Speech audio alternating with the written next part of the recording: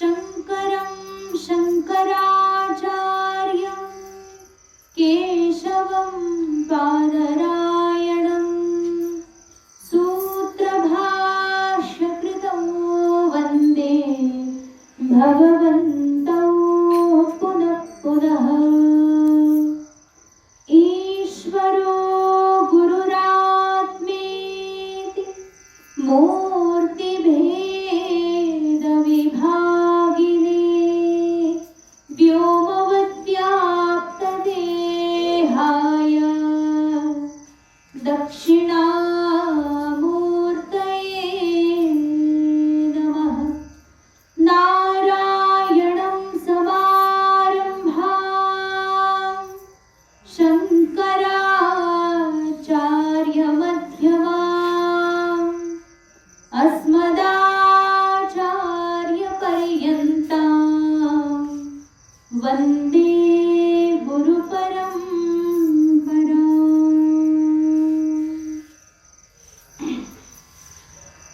नमस्ते शारदे देवी काश्मीरपुरवासिनी त्वामहं प्रार्थये नित्यं विद्यादानं च देहि मे। ब्रह्मस्वरूपा परमा ज्योतिरूपा सनातनी सर्वविद्याधिदेवी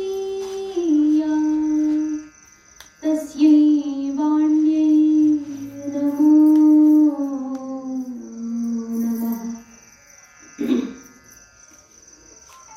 सच्चिदानन्दरूपाय विश्वोत्पत्त्यादिहेतवे तापत्रयविनाशाय श्रीकृष्णाय वयं नमः। यं प्रव्रजन्तमनुपेतमपेतकृत्यं द्वैपायनो विरहकातर आजुहाव। पुत्रेति तन्मयतया तरवाभिनेदुः तं सर्वभूतहृदयं मुनिमानतोऽस्मि। बोले श्रीमद्भागवत महापुराण की जय श्री कृष्ण कन्हैया लाल की जय श्री राधा रानी की जय सब संतन की जय।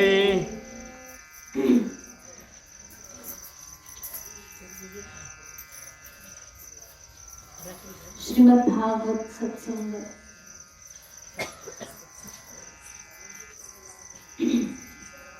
नारायण।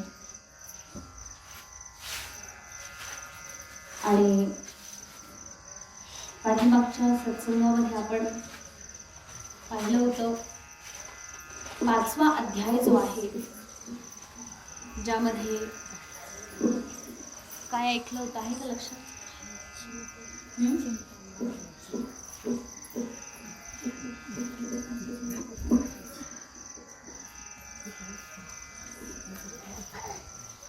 नारदजी महाराज त्या ठिकाणी ब्रह्मदेवाकडे गेले होते आणि त्यांनी प्रश्न विचारला होता की तुम्ही कोणाचं ध्यान करताय?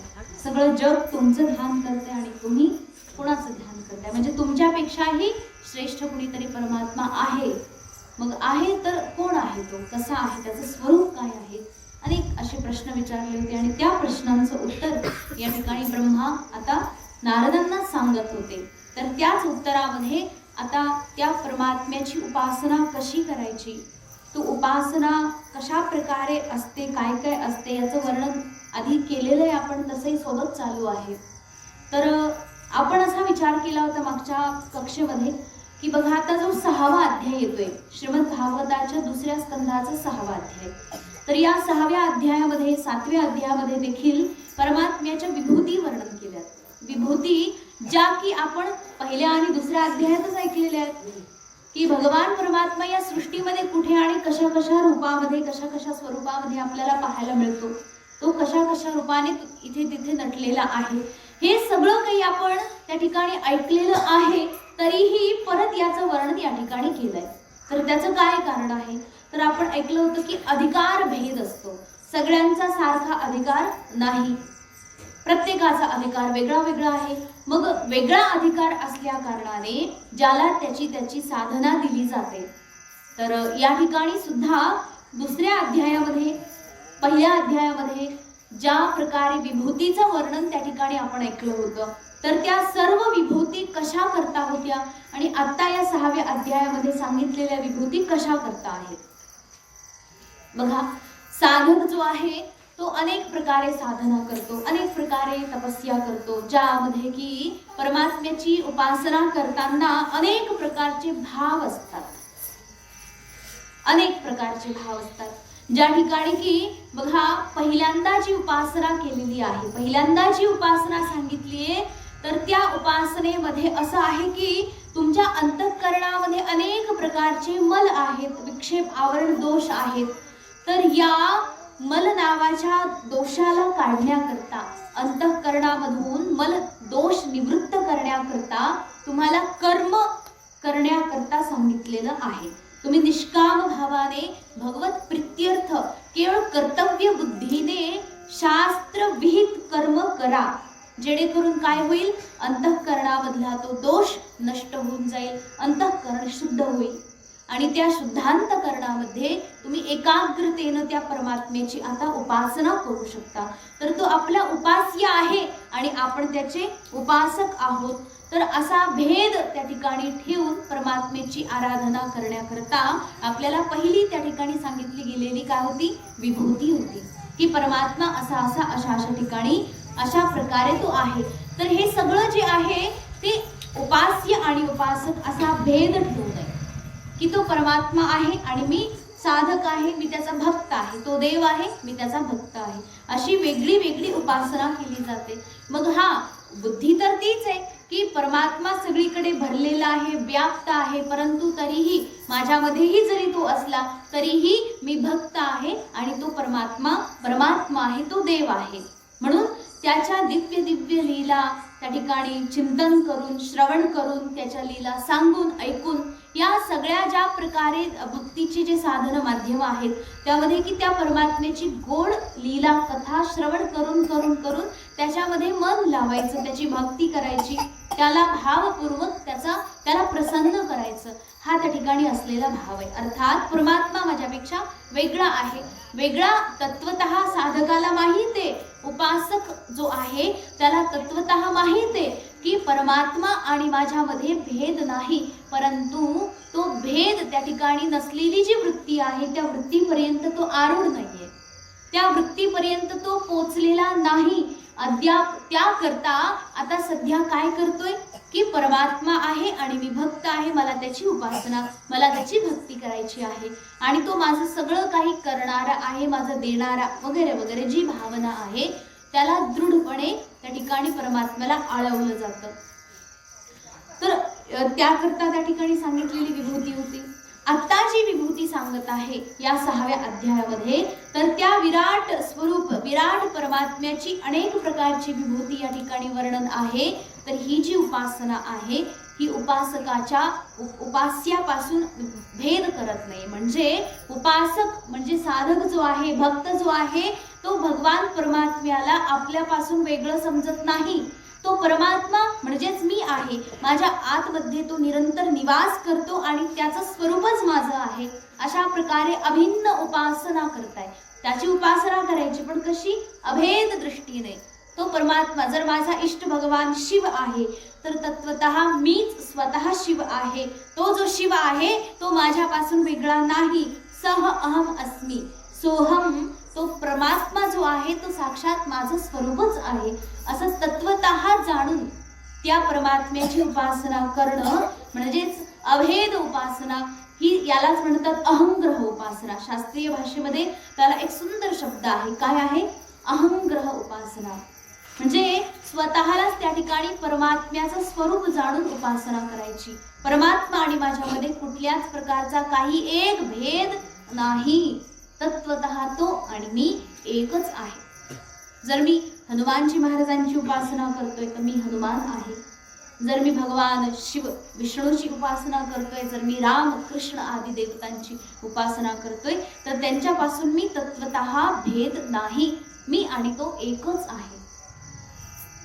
जसं एक उदाहरण दिलं जातं, तुम्ही पाहिलं असेल कदाचित, एक कुठल्या तरी मंदिरामध्ये, कुठल्या तरी ग्रंथामध्ये किंवा कुठेतरी गेल्यानंतर तीर्थस्थानांमध्ये अनेक ठिकाणी एक फोटो लागलेला असतो आणि त्या फोटोमध्ये असं दिसतं की एक कोणीतरी, म्हणजे हनुमानजी महाराजच म्हणायचं, वानरासारखं रूप आहे, शेपटी वगैरे आलेली आहे, चेहरा वानरासारखा आहे आणि समोर रामचरितमानस ग्रंथ ठेवलेला असतो आणि ते निरंतर खाली वाकून त्याला वाचत असतात. अगदी पूर्ण शरीर जे आहे ते एका माकडाचं आहे. अर्थात आपण काय समजतो की हे कोण आहे? हनुमंतराय आहेत. परंतु ते हनुमानजी महाराज नाहीत. हा जो चित्र आहे, हा जो फोटो आहे, आता आपल्याकडे नाही दाखवायला, परंतु मी बऱ्याचदा पाहिलेला आहे. जर तुम्ही पाहिला नसेल तर कधी अयोध्या, वृंदावन आदी आदी ठिकाणी जर कुठे गेलात तर काही आश्रमांमध्ये, काही मंदिरांमध्ये हा फोटो आपल्याला सहजपणे पाहायला मिळेल. समोर ग्रंथ ठेवलेला असतो रामचरितमानस आणि ते वाचत असतात आणि आपल्याला वाटतं काय ते हनुमानजी महाराज आहे, परंतु ते हनुमान नाहीत. तर आहे कोण? तर ती एक सुंदर अशी कथा आहे. फार जुनी नाहीये, आत्ताच्या या कलियुगामधलीच आहे, मागच्याच शतकातली आहे. 1900 काहीतरी काळ होता जेव्हा अयोध्येमध्ये एक महान संत महात्मा राहत होते. फार भगवान परमात्मा श्री हनुमानजी महाराजांचे एकनिष्ठ भक्त होते, हनुमंतरायाचे भक्त होते आणि ते स्वतःला हनुमानजी महाराजांपासून वेगळं समजत नव्हते की हनुमान आणि मी वेगळे आहे. अजिबात नाही. मी स्वतःच हनुमान आहे, म्हणजे माझंच मला चिंतन करायचंय, माझीच मला भक्ती करायची. आपण म्हणतो ना की मी भगवंताची भक्ती करतो, परंतु ते काय म्हणायचे की मी स्वतः हनुमान आहे, अर्थात मी स्वतःची भक्ती करतो. अर्थात भगवान आपले जे आराध्य इष्टदेवता आहेत त्यांच्यापासून ते स्वतःला अभिन्न समजत होते आणि तसाच अनुभव घेऊन ते निरंतर श्रीरामचरितमानस वाचत राहायचे. निरंतर रामचरितमानस. असं कधी झालं नाही की ते मानस पारायण करत नाहीयेत आणि ते खाणं पिणं वगैरे सगळं बंद. समोर ग्रंथ ठेवलेला आहे आणि त्या ग्रंथाकडे पाहून निरंतर पारायण करत राहायचं. खायचंही नाही, प्यायचंही नाही. म्हणजे बघा, उठावं लागेल, पारायण वाचता वाचता उठावं लागेल मलमूत्र त्याग करण्याकरता, म्हणून ते खात पित नव्हते. बघा काय दिव्य भक्ती आहे ही. म्हणजे जरासाही विक्षेप नकोय, थोडासाही विक्षेप नकोय, त्याच्याकरता अखंड मानस पारायण. आणि शेवटी प्रकृती आहे, कधी कधी जर झोप लागली तर ते त्या ग्रंथावरच डोकं ठेवून झोपायचे आणि जेव्हा झोपेतून जाग येईल तर उठल्यानंतर परत ग्रंथ वाचायला लागायचे. दुसरं काही काम करतच नव्हते, फक्त ग्रंथ वाचन. आणि मनामध्ये हा निरंतर भाव होता की मी स्वतः कोण आहे? हनुमान. मी हनुमानजी महाराज आहे. साक्षात हाच भाव त्यांच्या मनात निरंतर राहायचा. तर असं झालं महाराज की ते एक संत, ज्यांचे की मनुष्य शरीर आहे, माणूस आकृती आहे, त्याच्यामध्ये सुद्धा हनुमंतरायाप्रमाणे त्यांना शेपटी आली. बरं का, ही अत्यंत खरी घटना आहे. हनुमंतरायासारखी शेपटी आली आणि हनुमंतरायाप्रमाणेच मुख सुद्धा झालं, संपूर्ण अंगावर केस आले. ही संत महापुरुषांची दिव्य परम भक्ती आहे. बघा, आपल्या इष्टदेवतेपासून स्वतःला वेगळं न समजल्याचं फळ आहे की त्या स्वरूपाशी तदाकार होऊन जातं. निव्वळ तद्रूप नाही, तदाकार. एकदम त्याचं जे रूप आहे, त्याची जी आकृती आहे ती सगळीच्या सगळी त्यांना प्राप्त झाली. ते हनुमंतराय नसताना हनुमंतराय होऊन गेले. हे कसं काय झालं? त्यामध्ये भगवान परमात्म्याची कृपा आहे. अभिन्न उपासना केली. परमात्म्या, माझा जो इष्ट देवता आहे तो साक्षात मीच आहे, म्हणून अशी निरंतर आराधना करत करत ते संपूर्ण शरीर, बघा वाचत होते ना ग्रंथ, तर ग्रंथ वाचता वाचता संपूर्ण हे जे आहे खांदे वगैरे संपूर्ण लोळून गेले होते. निरंतर वाचायचंय ना, त्यांना त्याच्याशी फरक पडत नव्हता. केवळ पारायण हा त्यांचा निश्चय. संपूर्ण जीवनभर केवळ मानस पारायण करायचं, त्यामध्येच ते तल्लीन झाले, त्यामध्येच ते विलीन झाले. असे ते संत महापुरुष जे की आजच्या युगामध्ये एकदम उदाहरण अगदी ताजं आहे. याला म्हणतात अत्यंत निष्ठापूर्वक, निष्ठेची पराकाष्ठा, अत्यंत निष्ठापूर्वक त्या परमेश्वराची उपासना करायची जो माझ्यापासून वेगळा नाही, कदापि नाही. बघा, एक उदाहरण घेतलं तर भृंगी कीटन्याय. जसं एकदा असं झालं होतं, रावण जेव्हा माता सीतेला चोरी करून घेऊन गेले, कुठे? अशोक वाटिकेमध्ये. सीता हरण झाल्यानंतर अशोक वाटिकेमध्ये माता सीता एकदा रडत रडत बसली आणि त्या ठिकाणी त्रिजटा आली. त्रिजटा विचारते की सीते काय झालं रडायला? माता सीता म्हणते की माता, माझे प्रभू श्री रामचंद्र, जसं त्यांचा विरह झाला मला, तसंही त्यांचं निरंतर चिंतन असतं, परंतु त्यांचं सानिध्य असल्यामुळे मला तो विरह वेदना ज्या आहेत त्या कळाल्याच नव्हत्या कधी. परंतु आता परमात्म्याचा तो विरह मला सहन होत नाही. परमात्म्याचं, प्रभू श्रीरामचंद्राचं एकदम एकाग्रतेनं, तल्लीनतेनं मी चिंतन करते आणि मला याची भीती वाटते की जसं चिंतने चिंतने तद्रूपता, जसं चिंतन करत करत करत त्याचं रूप आपल्याला मिळून जातं.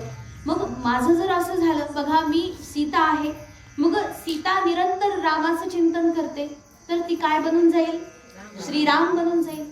मग सीता माता जर श्रीराम बनून गेली तर मग दोन दोन राम झाले ना, ते एक राम आणि हे एक राम. मग सीता कुठे? आणि सीता माता भगवती जगत जननी आहे, भगवती परांबा आहे.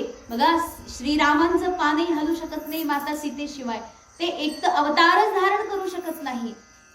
भगवती जगदंबे सोबत जर अवतार घेतायत तर जगदंबे सोबत यावंच लागेल.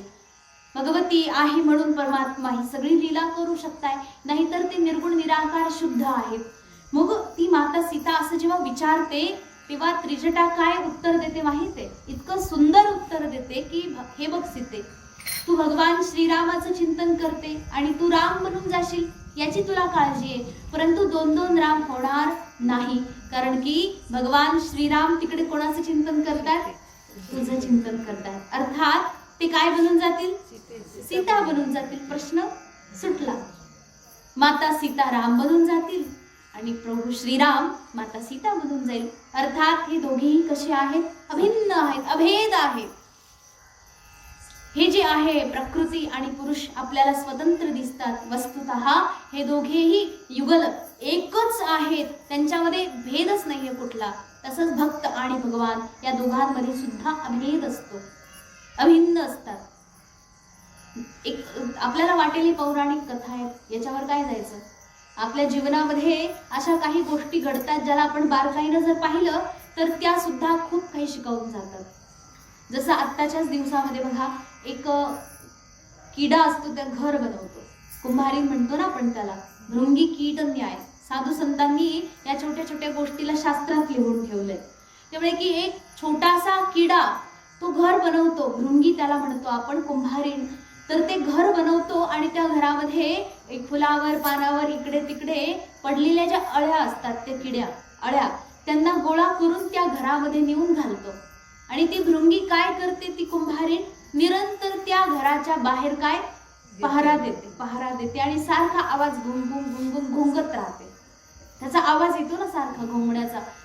तर आतमध्ये जो किडा असतो तो आता कसा दिसतोय? गवतावरची अळी हिरवी दिसते. तर त्या हिरव्या अळीला त्या घरामध्ये घातल्यानंतर जेव्हा ती माशी बाहेर घोंगते, तो किडा भृंगी, तर त्या घोंगण्याच्या आवाजाने आतला जो किडा आहे तो भयभीत होऊन जातो, एकदम घाबरून जातो. अरे बापरे, याने मला कोंडून ठेवलंय, आता हा माझा जीवच घेईल, म्हणून तो घाबरून जातो. एकदम घाबरून सारखं त्याचं चिंतन करतो. जो बाहेर आहे काय करतो? बाहेरचा आहे ना, त्याचं चिंतन, त्याला जगामध्ये दुसरं काही दिसत नाही, सुचत नाही, कारण जीवाचा धोका आहे शेवटी. मग सारखं निरंतर म्हणजे जीव मुठीत धरून एकाग्रतेनं बाहेर उभा असलेल्या, घोंगत असलेल्या त्या किड्याचं चिंतन करतो, आतमध्ये बसलेली ती हिरवी अळी. आणि जेव्हा ते घर फोडलं जातं बाहेरून, तेव्हा आतून तो कोण निघतो? नवीन कुंभारीण निघते. ही कशी बरं जादू झाली? एक रूप कशामुळे झाली एक रूप? चिंतन चिंतन करून. ही त्यांची प्रजनन संस्था आहे, वेगळं दिलेलं नाही देवाने. हे असंच आहे, दुसरीकडून अळ्या उचलून आणायच्या आणि आपल्या रूपामध्ये त्याला परिवर्तित करायचं. कसं? आतमध्ये बसलेल्याला त्यांनी बाहेरून फक्त भोंगत राहायचे, आतलेल्याने फक्त चिंतन केलेलं आहे, बाहेरच्याच फक्त चिंतन केलंय आणि अखंड अहरह चिंतन केलंय. बघा, एक छोटीशी अळी जिच्या ठिकाणी फक्त स्वतःच्या स्वार्थाचीच बुद्धी आहे, उठणं बसणं खाणं जे काही असतं माणसाकडे, तशाच प्रकारची फक्त खाण्याची, आहार, निद्रा, भय, मैथुन या चारच गोष्टी त्याच्याकडे आहेत, तरीही त्या बाहेरच्या किड्याचं चिंतन करून करून तद्रूप होऊन गेलं. ते रूपही बदललं. बघा, नुसती आकृती नाही बदललेली.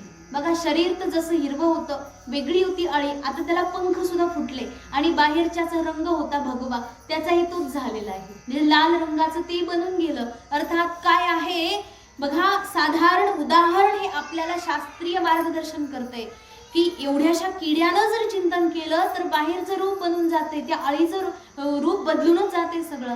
तर आपण स्वतः जर त्या परमात्म्याचं असं चिंतन केलं, तद्रूप होऊन जाऊ, तदाकार होऊन जाऊ, त्याच्याशी आणि आपल्यामध्ये भेद राहणार नाही, एक होऊन जाऊ, तद्रूप होऊन जाऊ. त्याचं जे काही रूप आहे, त्याची जी काही आकृती आहे, खरं तर तो रूप आणि आकृतीच्या रहित आहे, गुणातीत आहे. मग तो जो गुणातीत शुद्ध सच्चिदानंद घन विग्रह आहे, तोच आपलं स्वरूप आहे. त्या तत्वतः त्याला जर आपण जाणलं की अरे तो जो आहे तोच मी आहे, मग अहम ब्रह्मास्मी इत्याकार वृत्ती काय आहे? मी ब्रह्म आहे, अर्थात माझं स्वरूप हे ब्रह्मस्वरूप आहे, त्याच्या व्यतिरिक्त काही नाही, अशी अहंग्रह उपासना जी आहे याचं या ठिकाणी वर्णन केलेलं आहे या विभूतीच्या माध्यमातून. अत्यंत सुंदर दिव्य असं आहे. कारण बघा, अनेक उपाय असतात ना मिळवण्याकरता, मार्ग मिळवण्याकरता. जसं ह्याच्यामध्ये सांगितलेलं आहे की उपासना करता करता जर अत्यंत निर्गुण निराकार सच्चिदानंद परमात्म्याची उपासना केली आणि त्याच्याशी निरपेक्ष भावाने तद्रूप होऊन गेलो तर सद्यमुक्ती मिळते. सद्यमुक्ती तत्काळ मोक्ष. ज्यावेळी शरीर सोडलं तेव्हाच मोक्ष.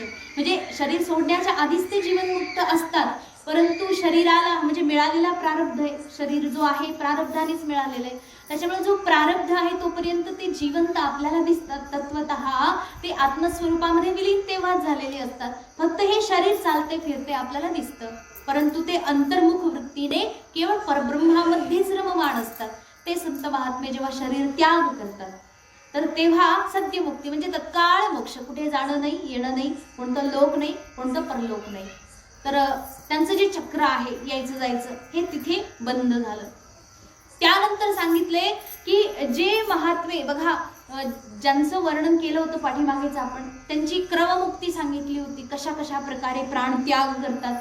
तर ते महात्मा जेव्हा प्राणत्याग करतात तर ब्रह्मलोक आधीला जातात आणि ब्रह्मलोकाला गेल्यानंतर तिथे ब्रह्माचं जेवढं आयुष्य आहे तेवढं तिथे ते जगतात, तिथे राहतात. जेव्हा ब्रह्मा त्यांचं आयुष्य संपवून परब्रह्मामध्ये परमतत्वामध्ये विलीन होतात, त्यांच्यासोबत हे सगळे विलीन होऊन जातात, जे की क्रममुक्तीचे अधिकारी आहेत. आणि ज्या लोकांनी आता क्रममुक्तीचे अधिकारी नाही, सामान्य मनुष्य मात्र प्राणीने कर्म केलेले आहेत, पुण्यकर्म झाले समजा अधिक, तर पुण्यकर्माच्या बळावर त्यांना भोग योनी मिळते. भोग योनी म्हणजे देवता लोक. कारण मनुष्य योनी जी आहे ही भोग योनी नाहीये बरं का. भोग योनी दोन प्रकारची असते, एक नीच आणि एक ऊर्ध्व, एक अध आणि ऊर्ध्व. म्हणजे जर आपण पाप कर्म केले तर एक तर आपल्याला नरकाची प्राप्ती आहे, त्यानंतर सुद्धा आपल्याला पशु योनी मिळते. पशु म्हणजे कोणताही पशु प्राणी. मग आपल्या आपल्या कर्माची कॅटेगरी, तुम्ही कशा प्रकारचे केले होते. जर चांगले चांगले कर्म केले होते तर मग तुम्हाला गाय बनवतील भगवान परमात्म्याने. बघा, म्हणजे त्यातही पाप असेल, परंतु तरीही जर चांगल्या प्रकारे असेल तर कुठे गोमातेचं रूप देतील, एखाद्या बैलाचं रूप देतील. पाळीव प्राणी जरा बरे आहेत थोडे, ज्यांना काही फार त्रास नाहीये, ते त्यांचं रूप देतील. नाहीतर मग किडे मुंगीचे पायाखाली दबतील असेच रूप मिळतील. कुठे घोड्याचं, गाढवाचं, नालीचे किडे पण म्हणतात ना, ते सगळे आपणच असतो महाराज. म्हणजे आपण जे म्हणतो ना, नाळीमध्ये जे किडे वळवळ करतात ते सगळे कोण आहेत नेमके? आपलेच काहीतरी, कधीतरी आपणही तिथे होतो त्या रूपामध्ये. मग हे सगळे जे आहेत ते हे नीच भोग योनीच आहे. इथे सुद्धा कर्म स्वातंत्र्य नाहीये. मनुष्य योनीमध्ये कर्म करण्याचं स्वतंत्रता आहे. तुम्ही इथे राहून काही पण तुमच्या इच्छेने करू शकता. तुम्ही पुण्य अर्जन करू शकता, पापही मिळवू शकता. मग ते तुमच्या कर्मावर निर्भर करतं. आणि कर्म हे आपल्या बुद्धीवर निर्भर करतात. बघा, आपली काय बुद्धी आहे त्यानुसार आपण सत्कर्म करू, नाही तर दुष्कर्म करू. मग जर सत्कर्म अधिक झाले तर मग तुम्हाला स्वर्गलोक आदी मिळेल, पुण्यलोक मिळतील. ते पुण्यमासाद्य सुरेंद्र लोकम अश्नंती दिव्यान दिविदेव भोगान. त्या ठिकाणी तुमचे जे दिव्य दिव्य भोग आहेत ते सगळे तुम्हाला मिळतील. कारण की पुण्यलोक जे आहे त्या ठिकाणी सुखच सुख आहे, दुःखाचा लवलेश नाही.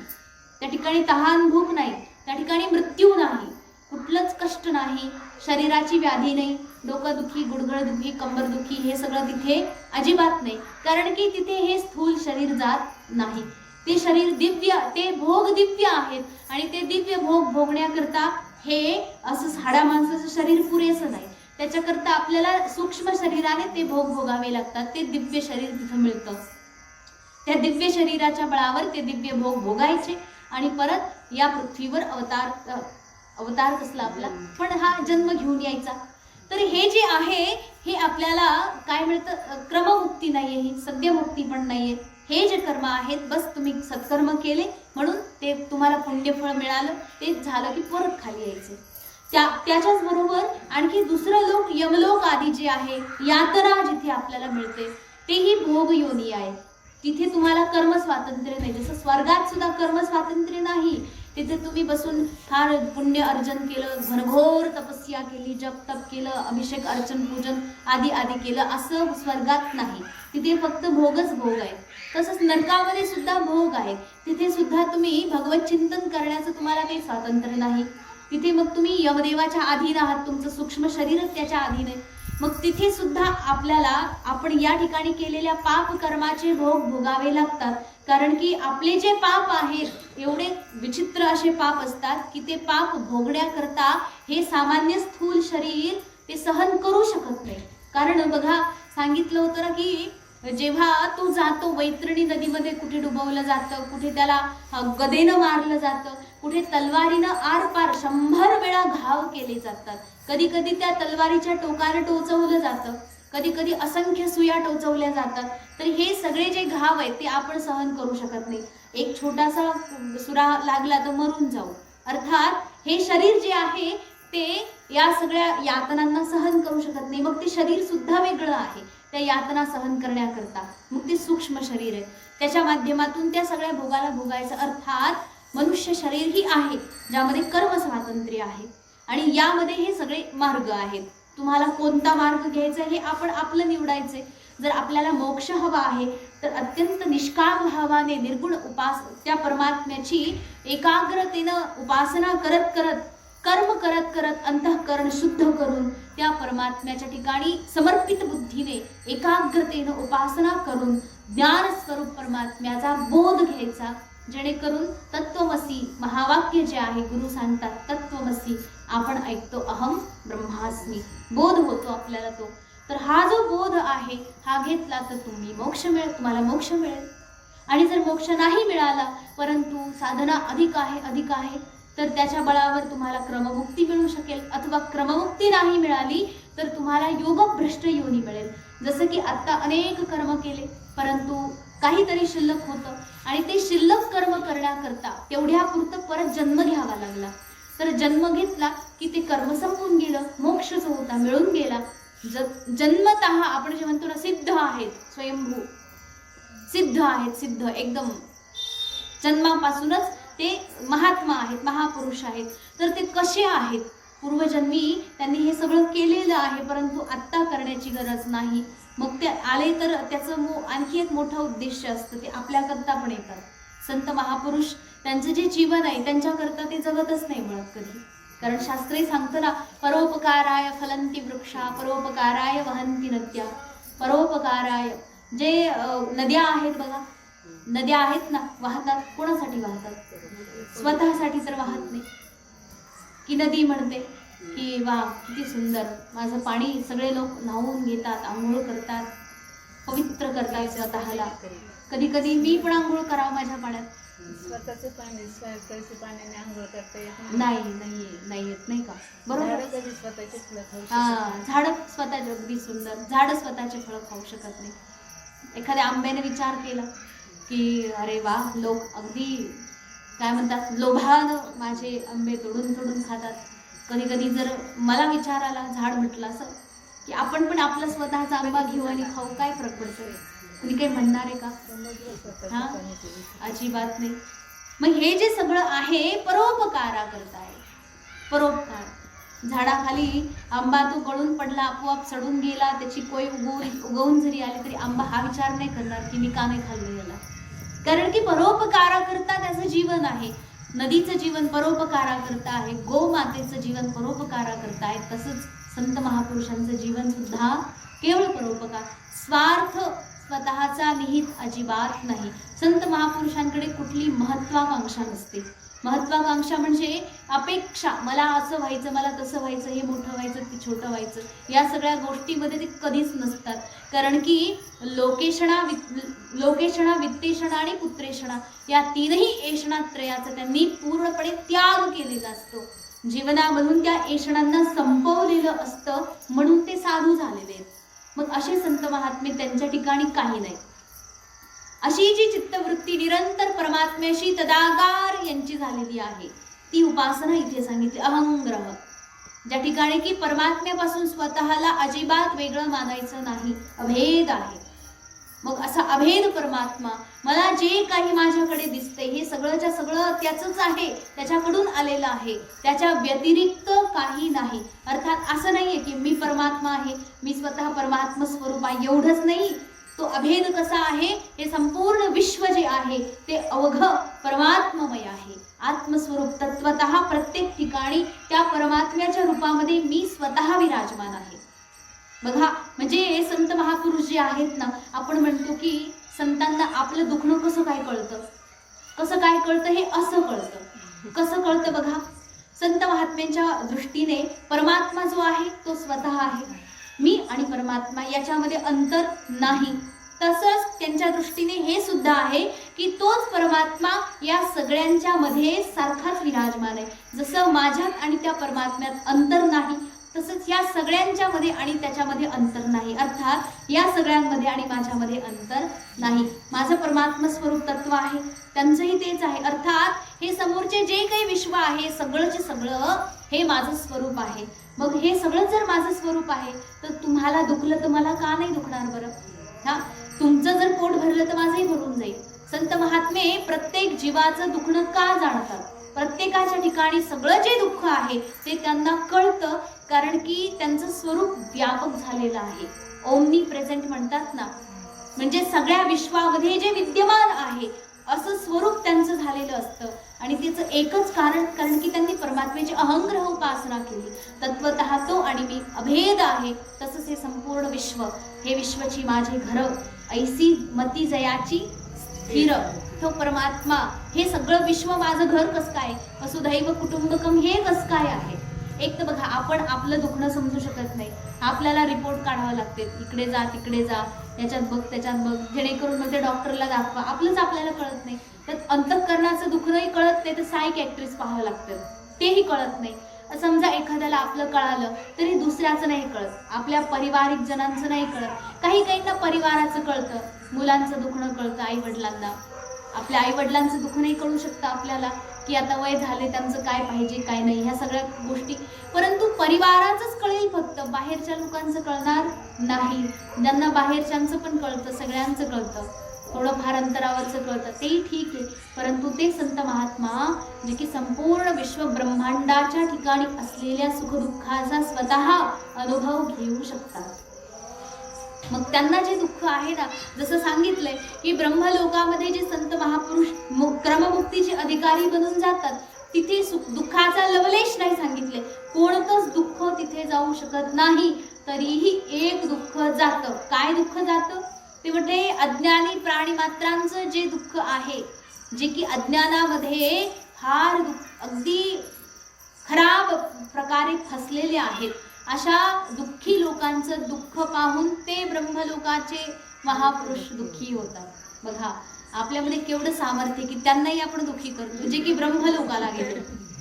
एवढं आपल्याकडे सामर्थ्य की आपलं दुःख आपल्यापर्यंत ठेवायचं. ठीक आहे, आपलं जे दुःख आहे ते आपल्यापर्यंतही राहत नाही. एवढं दुःख भयंकर आहे हे की त्या संत महापुरुष जे की सुखाचा सागर आहे, त्या सुखाच्या सिंधूला सुद्धा आपण दुःखी बनवू शकतो. अर्थात हे दुःख किती विचित्र आहे, भयानक आहे. या दुःखाचा पूर्णपणे त्याग करून पूर्णपणे विनाश जर व्हायचा असेल, हवा असेल, तर त्याकरता त्या विराट पुरुषाला त्या प्रकारे आराधना करायची. अहंग्रह उपासना या ठिकाणी सांगितले.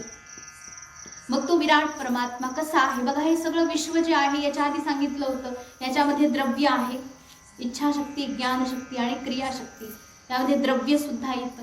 जसं आपलं उदाहरण ठरलेलंच आहे, शिरा बनवायची इच्छा झाली, त्याच्याकरता क्रिया करावी लागेल, त्याच्याकरता त्याचं ज्ञानही पाहिजे आणि त्याच्याकरता सामग्री पण पाहिजे. तसंच हे जे विश्व आहे हे बनवण्याकरता द्रव्य, तर तो विराट पुरुष तोही या ठिकाणी द्रव्य बनलेला आहे, त्याच्यातूनच द्रव्य आहे. तर त्या विराट पुरुष म्हणजे हे जे समष्टी रूप आहे सगळं विश्व, हे सगळं जास्त संपूर्ण जेव्हा एकत्र यायचं असेल त्याला समष्टी शब्द वापरतात. तर हे समष्टी सगळं जे विश्व आहे ते त्याचं विराट रूप आहे परमात्म्याचं. तो परमात्मा विराट रूपाने विराजमान आहे. त्यानंतर व्यष्टी म्हणजे प्रत्येकाच्या ठिकाणी वेगळ्या वेगळ्या रूपामध्ये विराजमान आहे. तोच समष्टी परमात्मा, तोच एक परमात्मा, तो प्रत्येकाच्या ठिकाणी वेगळ्या वेगळ्या रूपामध्ये व्यष्टी रूपामध्ये विराजमान आहे. मग अशा प्रकारे त्याचं नाव विश्व. यानंतर म्हटलेलं आहे सगुण साकार. तोच परमात्मा सगुण साकार रूपामध्ये आपल्या भक्तांचं दुःख नष्ट करण्याकरता, आपल्या भक्तांना आनंद देण्याकरता, या सर्व भक्तांची जी लीला आहे त्यांच्या कर्णांना पवित्र करण्याकरता, लीला चिंतन त्यांना दाखवण्याकरताही तो परमात्मा अवतार धारण करून सगुण साकार रूपामध्ये येतो. आणि त्याचं चिंतन करत करत करत हा जो भक्त आहे सगुण साकार रूपामध्ये राम आहे, कृष्ण आहे, आदी आदी जे रूप आहेत हे सगुण साकार आहेत. या सगुण साकार रूपाचं चिंतन करत करत हा भक्त त्या विराट पुरुष परमात्म्याला जाणू शकतो. यानंतर म्हटलेले क्रिया जी आहे या ठिकाणी घडली आहे, म्हणतात हिरण्यगर्भ, सूत्रात्मा आणि अंतर्यामी परमात्मा यांचं या ठिकाणी समष्टी रूप आहे. जसं हिरण्यगर्भ म्हणजे ब्रह्मा, जे की सृष्टीला त्या ठिकाणी बनवतात, रचतात. सूत्रात्मा संचालन करतात. अंतर्यामी परमात्मा जो की निरंतर आपल्या अंतःकरणामध्ये विराजमान राहून प्रत्येक गोष्टीचा साक्षी भाव ठेवतात. मग असा तो परमात्मा समष्टी रूपाने सर्वत्र विद्यमान आहे. त्यानंतर तेजस परमात्मा हाच तो विराट पुरुष परमात्मा जो की तेजस नावामध्ये व्यष्टिगत प्रत्येक ठिकाणी जे क्रिया होते ना, जे कर्म आपण करतोय तो परमात्मा तेजस म्हणजे चेतन आहे. तो चेतन आहे म्हणून तर आपण कर्म करतो ना. चेतन म्हणजे काय? चेतन म्हणजे आपण काहीतरी करतोय, क्रिया करतोय. हे साधारण भाषेमध्ये जसं समजा आता हा माईक आहे, माईक समजा दिसत नाही किंवा त्याची क्रिया पण कळत नाही, पण समजा पंखा आहे, कसा चालतो बरं पंखा? लाईट लावली की चालतो ना, लाईटवर चालतो. आणि लाईट नसेल तर बंद. पंखा आहे परंतु तरीही तो चालत नाही. का नाही चालत? कारण लाईट नाही आहे. तसंच आपलं हे जे शरीर आहे त्याच्यामध्ये पण एक लाईट आहे आणि हे काम करते, बोलते, बसते, उठते, चालते, फिरते, खाते, पिते, झोपते. हे सगळं जे चाललेलं आहे हे सगळं कशामुळे? आतमध्ये चेतना आहे, लाईट आहे. आणि ती दिसत नाही. जसं आता म्हणजे पंखा आहे, समजा पंख्याचंच उदाहरण घ्या. ते पंखा आपण म्हणू नाही बघा बरं लाईट आहे की नाही, मग आपण काय करतो? बटन दाबून पाहतो. जर लाईट दिसत असली तर आपण बघून सांगितलं असते, वायर बघितली, लाईट नाही बरं का. वायर बघून सांगता येतं का? नाही ना. काय करावं लागतं? बटन दाबावं लागतं. अर्थात ती दिसत नाही. तसंच आपल्या आतमध्ये असलेला तो परमात्मा आपल्याला तो अत्यंत सूक्ष्म आहे ना. आपले इंद्रिय अत्यंत सूक्ष्म आहेत जे आपल्याला दिसत नाही. इंद्रिय गोलक, श्रोत्रेंद्रिय काय दिसणार आहे? शब्द जे आपण बोलतो, वाणी, ते काय दिसणार आहे? डोळे काय दिसतात आपल्याला? डोळे म्हणजे हे फक्त नाही बरं का, हे जे आहे डोळा, याला हे गोलक आहे.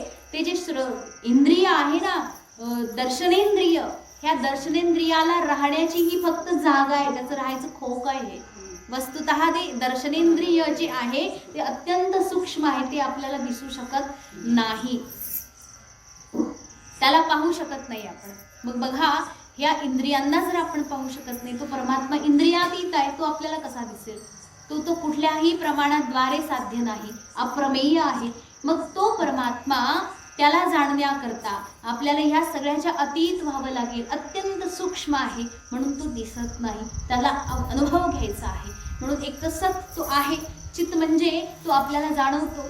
मग त्या परमात्मा जो आहे सर्वांच्या ठाई बसलेला, त्याच्याच चैतन्य शक्तीवर आपण कर्म करतो. हे सगळे तेजस जो आहे त्याच्याच बळावर आपण कर्म करतो. तो आहे म्हणून कर्म होते. आणि तो निघून गेला की आपली लाईट, जसं ही लाईट आहे, आपण म्हणू अरे बल्ब जळत नाहीये, म्हणजे तो जळत नाही का? कारण लाईट नाहीये. परंतु त्याची लाईट आत्ता गेली, थोड्या वेळाने आली की तो जळेल सुद्धा, त्याची येणं जाणं चालू असतं. पण आपली लाईट एकदा गेली की परत कुठून आणता येते का लाईट? मग दुसऱ्याची लाईट थोडी घेऊन याला देऊ, असं होतं का? नाही होत ना. बघा बरं, मग तो परमात्मा आहे म्हणून, नाहीतर तो आपण म्हणू की काय काय होतंय, हे सगळे जे आहे शरीर काम करेल, परंतु विचार करा, मेल्यानंतर माणसाचे डोळे जागच्या जागी, कान जागच्या जागी आहेत, शरीर सगळं जागच्या जागी आहे, तरीही त्याला आपण जर काही बोललं कानात जाऊन तर त्याला ऐकू जाईल का बरं? नाही जाणार ऐकायला. त्याचे डोळे उघडे असले तरी तो पाहू शकणार नाही, तोंड असून बोलू शकणार नाही. त्याचं कारण असं आहे की त्याच्या आतमध्ये चैतन्य शक्ती, चित्तशक्ती जी आहे ती विद्यमान नाही. अर्थात तेजस सामान्य रूपाने तो परमात्मा त्या मुद्द्यामध्ये पण आहे. धड जे पडलेलं आहे ना, त्याच्यामध्ये सुद्धा परमात्मा आहे. जसं दगडात असतो, दगडात जसा परमात्मा आहे सामान्य रूपाने विद्यमान, तसाच याच्यामध्ये अजूनही आहे. परंतु विशेष रूपाने जो प्रगट होतो, कर्म करतो, तर ते त्यामध्ये नाही. तर ती जी शक्ती आहे तेजस, तो परमात्माच, तो वेष्टी रूपाने सर्वत्र सगळ्यांच्या मध्ये आहे. ज्ञान अर्थात ईश्वर जो परमात्मा आहे तो आता बघा, ही जी क्रिया जी करतोय, क्रिया करणारा आणि ज्ञान रूप परमात्मा ईश्वर, हे दोघेही सगुण आहेत परंतु निराकार आहेत. आकृती नाही ना, जसं आपण आता म्हणलो दिसत नाही, आकृती असती तर दिसलं असतं, परंतु याची आकृती नाहीये, त्याचा रूप नाही, त्याचा रंग नाही, म्हणून काय आहे? तो निराकार आहे परंतु सगुण आहे, सगुण निराकार. त्यानंतर म्हटलेलं आहे बघा, अत्यंत शुद्ध निर्विशेष परमात्मा, ज्याच्या ठिकाणी कोणतेच गुण नाही, कुठली आकृती नाही, निर्गुण निराकार सच्चिदानंद निर्विशेष आहे, शुद्ध आहे. त्याला कोणती उपाधी नाही, कोणत्याही प्रकारचं त्याने अवडंबर आडंबर केलेलं नाही. या जगाच्या पसाऱ्यापासून तो निरंतर निर्लिप्त आहे, असा शुद्ध निर्विशेष परमात्मा. याची अशा प्रकारे अहंग्रह उपासना केली जाते. मग ती उपासना करण्याकरता हे अध्याय आपल्याला सांगितले. बघा, ही अध्याय का सांगितलं याचं वर्णन करण्याकरता आपल्याला जास्त वेळ लागला. मग या अध्यायामध्ये काय सांगितलं याचं वर्णन करायला वेळ लागत नाही, कारण हे सगळं आपण आधीच ऐकलेलं आहे. याला परत परत सांगण्याचं कारण आणखी एक असं असतं की अभ्यास होतो माणसाचा. बघा, एकच गोष्ट एकदा केली ती आपल्याला एकदम परफेक्ट त्यात होऊन गेला असं होत नाही. एकदा आपण केली, एकदाच पोळी लाटली, असं झालं का तुम्ही लगेच पोळी बनवण्यामध्ये एकदम एक्सपर्ट बनून गेले? नाही, त्याच्याकरता अभ्यास करावा लागतो, परत परत परत करावं लागतं, मोडावी लागते, तोडावी लागते, वाकडी तिकडी येते, कधी कुठला नकाशा होतो, पण एक दिवस ती गोल नक्की होते. अभ्यास असतो ना, अभ्यास वैराग्याच्या द्वारेच ते फक्त चित्तवृत्ती जी आहे ती निरोध करू शकतो. एकाएकी आपलं मन देवाजवळ लागत नसते. एकदा आपण गेलं आणि मन लागलं देवाजवळ, एका मिनिटाकरता लागलं म्हणजे हा माझं मन आता देवाचंच झालं. हे काय बोलतो? इकडे आल्यानंतर इकडचं जे वारं आहे ना, कसं उडून घेऊन जातं आपल्याला तपास लागत नाही. हे वारं असं भूतासारखं बसूनच असतं. हे जे असतं ना, काय म्हणतो आपण स्मशानात वगैरे जातो, स्मशान वैराग्य काय, तिथं गेलं ना काय होतं, अरे हा गेला आपल्यालाही काय खरं नाही, आपल्याला एक दिवस काय कोण कोणाचं, कोणी कोणाचं नाही. हे जे वाक्य लाख वेळा ऐकलेलं आहे. कोण कोणाचं आहे जगामध्ये, बरोबर आहे? काय सगळ्यांनाच मरायचंय. गेला हा पण गेला. बघा, आता आपले एक एक करून सगळेच जाणार, आपल्यालाही जायचं. गेला म्हणजे असं होतं, तिथे गेल्यानंतर आपल्याला दिसतं. आणि आपण हे कुठपर्यंत बोलतो, ती स्मशानाची ती काय म्हणतात, ती जी काय म्हणतात कमाड, तिथून बाहेर निघलं की आपलं जे ठेवलेलं बोचकं होतं ते परत आपल्यामध्ये घुसतं. काय नाही, गेला गेला, आपलं आपलं बघा काय. ही सगळी जी पद्धत आहे हे कशा करताय? आपल्याला अज्ञान आहे ना, घोर अज्ञानाने ग्रासलेलं आहे. मग हे अज्ञान फक्त नष्ट करण्याकरता हा अभ्यास निरंतर ठेवायचा. मग बघा, स्मशानात राहून जर वैराग्य राहत असेल ना, तर स्मशान सोडायचंच नाही. मग तिथेच राहायचं, ते सोडायचंच नाही. संत महात्मे का राहतात बघा. आपले स्वामीजी आले होते, गुरुजी आले होते, तर कुठे राहिले? स्मशानात राहिले. संत महात्मे बघा, आणि स्मशानातून कोणीच काढणार नाही. तुम्ही इथून निघा असं म्हणणारच नाही. ही जागा आमची, नावाला इथे बसायचं अजिबात नाही. राहणार, निरंतर राहणार. संत महापुरुषांना काही पाबंदी नसते. भगवान शिव का राहतात स्मशानामध्ये? स्मशानामध्ये चिता भस्मालेप, निरंतर एकांत वास करतात. कारण त्यांना माहित आहे ही वास्तविकता काय, जीवनाची अंतिम सत्यता तीच आहे. शेवटची जी राख होते ना, तेच आपल्या जीवनाचं खरं आहे. नाही तर काय, आयुष्यभर जे काही केलं या सगळ्यामध्ये अंतिम जे असतं तीच गोष्ट निर्णायक असते. बघा, आपण म्हणतो ना, अंत भला तो सब भला. म्हणजे काय, निर्णय झाला शेवटी चांगला की मग सगळं काही चांगलं. मग आपल्या आयुष्याचा निर्णय काय आहे शेवटचा? एक मुठभर राख, त्याच्या व्यतिरिक्त काही नाहीये. मग जर एक मुठभर राखच आहे आयुष्याचा शेवट, आयुष्याचा निर्णय, तर मग आयुष्यभर फक्त त्या निर्णयावर पोहोचण्याकरता आपल्याला काय बरं उद्योग लागतात? हे सगळं काही आपण करत असतो.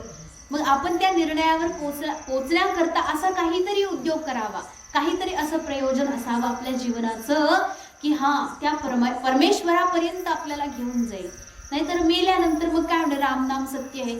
आता काय करायचं? त्या रामनाम सत्य जोपर्यंत हा होता तोपर्यंत याने कधी रामनाम घेतलं नाही. मग आता तिथे इथे त्या ह्याला टेकवतात ना, काय म्हणतात ते, विसावा मारुती पुढे टेकवतील, आणखी हनुमंतरा आणि पुढे महादेवा पुढे टेकवतील. याला कधी आयुष्यभर गावात राहून मारुतीच माहित नाही. याला आता शेवटी मरायचे, मेल्यानंतर मारुती काय दाखवून उपयोग आहे? जोपर्यंत होता तोपर्यंत काही केलं नाही. मग जीवन जोपर्यंत आहे बघा, फार सोन्यासारखं हे अनमोल आहे जीवन. सोन्यासारखं काय म्हणायचं, सोन्याचं तरी मोल आहे. किती तोळा आहे ते तुम्हालाच माहिती. मग जीवन मात्र त्याच्यापेक्षा अधिक मूल्यवान आहे. अनंत अनंत जन्म जरी आपण याला कमवण्याकरता वेचले तरीही हे असं सोन्यासारखं जीवन, अगदी दिव्य जीवन मिळणार नाही. शेवटी त्याची माती मोल करून ठेवतो, राख मोल. ही जी दुर्गती आहे हे फक्त आपल्या केल्या गेलेल्या दुष्कृत्यामुळे. म्हणून सावध होऊन निरंतर त्या संत महापुरुषांच्या मार्गदर्शनामध्ये राहून अभ्यास करत राहायचा. त्याकरता हे दिलेले. एकदा ऐकून जमत नाही ही कथा, एकदा ऐकायची नाही. ही जर कथा तुम्ही म्हणणार काय रोज रोज तेच सांगतायत, जर समजा सांगतही असतील रोज रोज, तर त्याचं काय कारण आहे? कारण आपण असे आहोत की आपल्याला ते सांगितलंच पाहिजे. आपल्याला ते नाही सांगितलं तर पुढचं काही कळत नाही. कारण आपण एवढे शहाणे थोडी की ऐकत. दगड आहे, मग दगडावर कुठे डोकं आपटायचं? छनी हातोडी घ्यावं लागेल, जमेल नाही. तर बघा, आपलं जीवन जगणं कसं म्हणजे गाढवासारखं ओझं वागवायचं. आपण ओझं वागवायचं फार मोठं हे करतो, कशा गोष्टीचं ओझं वागवत बसतो. एक गाढवाचं म्हटलं एक उदाहरण सांगू. फार मला वाटतं मी कधी गोष्ट सांगितलीच नाही. सांगू एखादी गोष्ट? बरं ठीक आहे, ही गोष्ट झाली की आपण आपला स्वाध्याय संपवू. एक गाव होतं, आपल्या गावासारखंच गाव होतं आणि त्या गावामध्ये, आपल्या गावात नाही असं म्हणायला नको आहे, नाहीतर उगाच वादविवाद व्हायचा. तर असं झालं, त्या गावामध्ये काही लोक होते जे की सकाळी उठले की त्यांना दुसरं काही नको, लगेच ते निघायचे त्या दुकानाकडे. कशाचं दुकान? कळालं तुम्हाला? त्या दुकानाकडे जायचं, मदिरा पान करायची आणि कुठेतरी पत्ते वगैरे खेळत अगदी मस्त धुंदीत आपल्या बसायचं, वेळ वाया घालवायचा. निरंतर दिवसभर एवढंच कर्म, दुसरं काही करायचं नाही. नशा करायची आणि आपला वेळ जो आहे कुकृत्य करून घालवायचा. तर एक चांगले सज्जन होते गावामध्ये, जे की पाठ घ्यायचे, निरंतर स्वाध्याय वगैरे चालायचं गावात, काहीतरी जसं आपलं चाललेलं आहे. तर त्यांना ते काही बरं वाटायचं नाही. रोज विचार करायचे की यांना काहीतरी सांगावं, जरा चांगलं डोकं थोडं शिकवावं यांना. म्हणून गेले ते तिथे जे बसले होते ना टोळी त्यांची, तर त्या टोळीमध्ये जाऊन ते म्हटले की ओ बाबा तुम्ही काय चाललंय सगळं, एवढं चांगलं जीवन तुम्हाला मिळालेलं आहे, तर हे असं घालवू नका. हे बघा तुम्ही दारू पिऊ नका, चांगलं नसतं ते. दारू पिऊन काय मिळतं बरं? एक तर शरीराची हानी, दुसरं वित्त हानी, तिसरं तुमचा वेळ जातो आणि समाजात राहिली काय तुमची इज्जत, कुठेही लोळता. मग हे असं अजिबात बरं नाही. ते सज्जन माणूस समजून सांगायचा, रोज रोज समजून सांगायचा, आता तरी ऐकतील, मग तरी ऐकतील. मग म्हटलं नाही नाही, यांना काहीतरी ना डेमो दाखवावे लागेल, हे काही तसं ऐकत नाही. कारण मनुष्य प्राणी डेमो शिवाय त्याला काही कळत नाही. मग म्हणे ठीक आहे, यांना एक उदाहरण देऊ. म्हणजे उद्या दुपारी 12, 12:30, 1च्या दरम्यान, उन्हाळ्याचा दिवस होता, फार कडक ऊन. म्हणजे तुम्ही काय करायचं, सगळ्यांनी एका ठिकाणी जमायचं जिथे फार ऊन आहे. म्हटलं ठीक आहे जमू. सगळे लोक जमले. या माणसाने काय केलं, 2 दिवसापासून एक गाढव, त्या गाढवाला पाणीच पाजलं नाही. 2 दिवस त्याला तरफडत ठेवलं, अजिबात पाणी पाजलं नाही. फार तहान लागलेली त्याला, उन्हामध्ये बांधलं होतं. आणि त्या गाढवाला घेऊन आला. कुठे? उन्हामध्येच. हे सगळे जे लोक बसले होते त्या गाढवाला घेऊन आला आणि समोर 2 बादल्या मांडल्या होत्या. एका बादलीमध्ये स्वच्छ पाणी, एकदम छान पाणी ठेवलेलं, आणि दुसऱ्या बादलीमध्ये मदिरा. आणि त्या गाढवाला घेऊन आले ते सज्जन आणि म्हटले बघा तुम्ही माणूस आहात, तुम्ही माणूस आहात सगळे, आणि त्याकरता मी सांगतोय की हे बघा, हे गाढव 2 दिवसापासून तहानलेलं आहे, उन्हामध्ये बांधलं होतं. मग याने काय प्यायला पाहिजे आता? 2 बादल्या समोर मांडल्यात. त्याला सोडलं आणि म्हटले जा बाबा तुला काय प्यायची पी. ते गाढव गेला आणि काय प्यायलं? सरळ गेला आणि सरळ पाणी पिलं, दारू पिलं नाही. हे म्हटले बघा, सज्जन म्हटले बघा, तुम्हाला सगळ्यांना मी सांगत होतो दारू पिणं चांगलं नाही. बघा, एक गाढव असून सुद्धा दारू पित नाही. काय पितो? पाणीच पितो. गाढव असूनही पाणीच पितो, दारू पित नाही. मग तुम्हाला कळालं पाहिजे, आपण माणसं आहे तो. अरे ते गाढवाला कळतंय तर तुम्ही माणसं असून तुम्हाला का नाही कळत? अशा प्रकारे फार समजून सांगितलं. म्हणजे आता समजलं तुम्हाला? समजलं? म्हणजे हो समजलं. त्यातला एक थोडा अधिक शहाणा होता. म्हणजे मी सांगू काय समजलं? म्हणजे हो सांग काय समजलं. तो उठला आणि म्हणतो त्याच्या नशेमध्येच, कारण हे सगळे होते उलट्या खोबडीचे. ते म्हणे मी समजलो. काय समजलं? ते म्हणता तसं नाहीये, ते गाढव असूनही दारू पित नाही, पाणीच पितो, असं नाहीये ते. काय म्हणे? तो काय म्हटला, अरे ते गाढव आहे म्हणून दारू पित नाही. शहाणा असता तर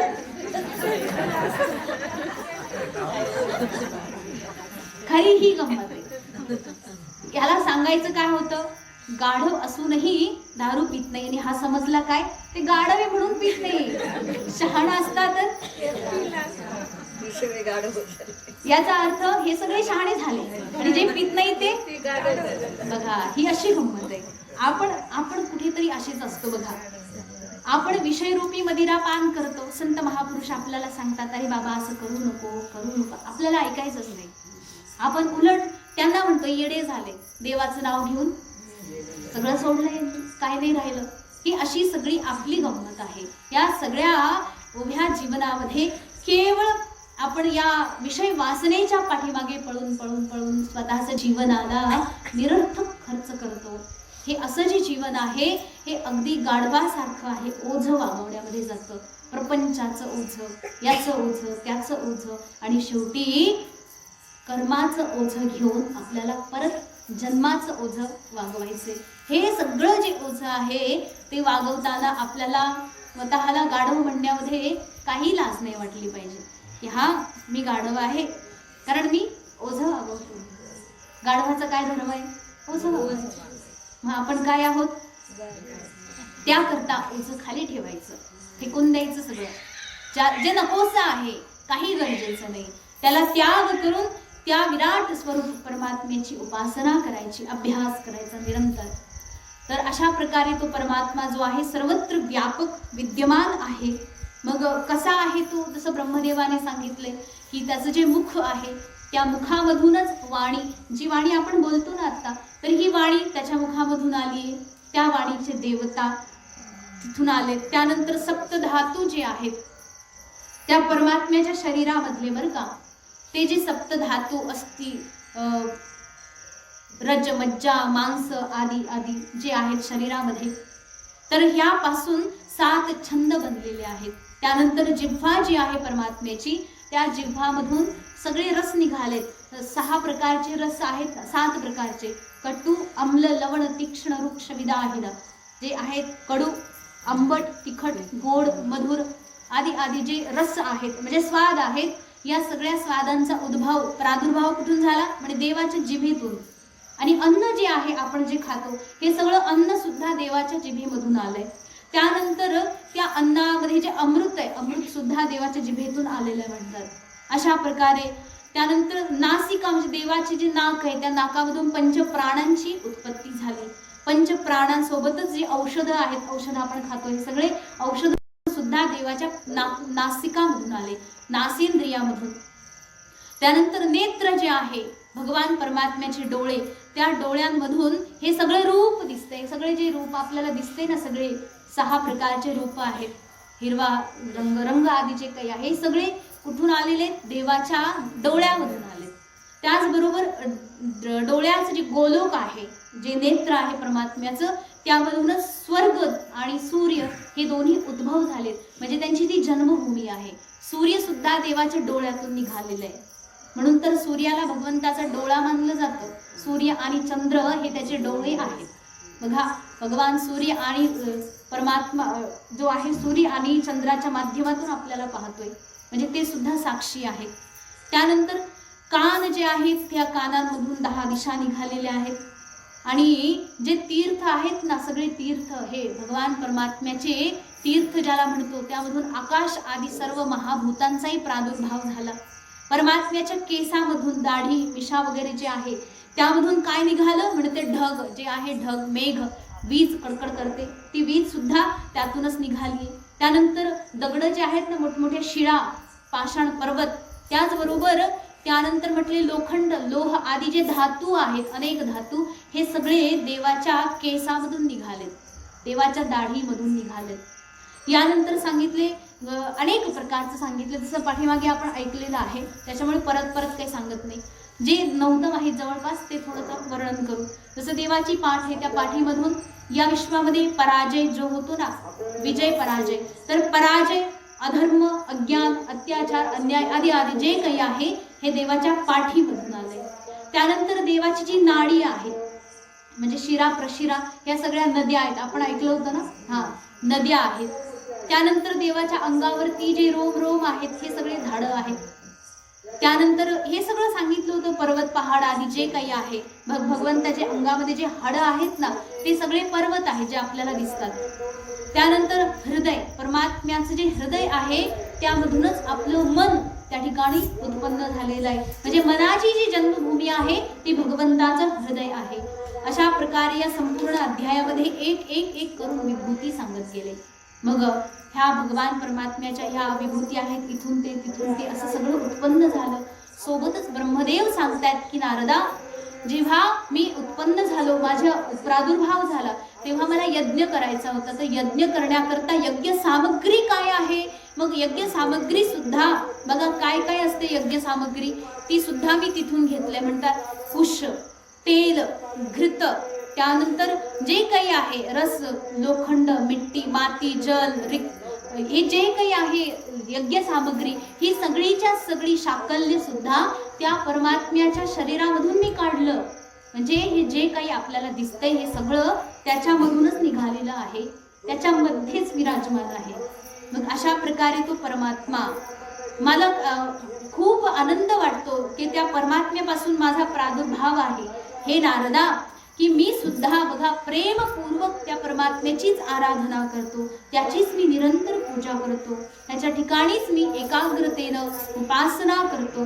कारण की जे परमात्मा त्याच्यामधून सगळं काही प्रादुर्भाव झालेला आहे त्याला मी तत्वतः जाणतो. आणि खरं तर अशी गोष्ट आहे, मी फक्त म्हणतो ही गोष्ट, परंतु त्या परमात्म्याला तत्वतः कोणीही जाणू शकत नाही, त्याला सगळीकडून कोणी पाहूच शकत नाही. फक्त भाव ही एक अशी गोष्ट आहे, भक्ती भाव एक अशी गोष्ट आहे, त्याच्याच माध्यमातून त्याला आपण ओळखू शकतो. म्हणून भाव भक्ती ही फार महत्त्वाची आहे.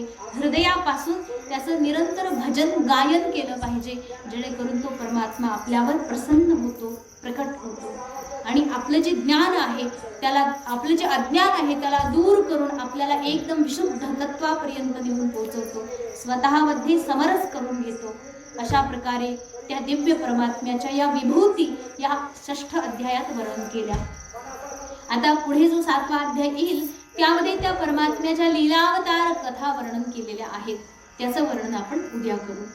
झालेली सेवा परमात्म्याच्या चरणी समर्पित करून वाणीला विराम देऊ. ओम